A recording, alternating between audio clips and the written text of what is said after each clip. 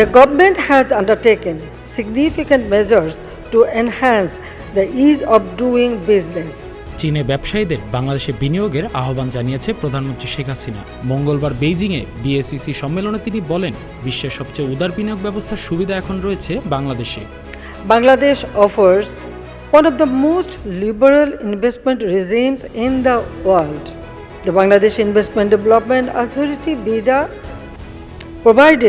provides a number of services to foreign investors under one roof. প্রধানমন্ত্রী বলেন, এখন বাংলাদেশে বিনিয়োগের সময় এবং আমি আত্মবিশ্বাসী যে আমাদের হাতে হাত মিলিয়ে একসঙ্গে আমরা দুর্দান্ত কিছু অর্জন করতে পারি। We plan to establish 3 special tourism zones where China can invest in a real estate and hospitality sector. চীনে প্রধানমন্ত্রীর আমন্ত্রণে 4 দিনের দ্বিপাক্ষিক সফরের দ্বিতীয় দিনে বিএসইসি সম্মেলনে বক্তৃতা করেন প্রধানমন্ত্রী শেখ হাসিনা। বাংলাদেশের সম্ভাব্য খাত আইসিটি, পর্যটন, কৃষি প্রক্রিয়াকরণ, শিল্প এবং উন্নয়ন খাতে বড় পরিসরে বিনিয়োগ করার জন্য চীনা উদ্যোক্তা এবং বিনিয়োগকারীদের প্রতি আহ্বান রাখেন। প্রধানমন্ত্রী বলেন, আমরা নবায়নযোগ্য জ্বালানি, বজ্র ব্যবস্থাপনা এবং সবুজ প্রযুক্তিতে চীনা ব্যবসায়ীদের অসংখ্য সুযোগ গ্রহণের আহ্বান জানাচ্ছি।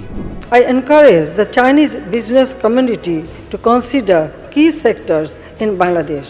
We welcome investments in our infrastructure, energy, renewable energy, and logistics sectors.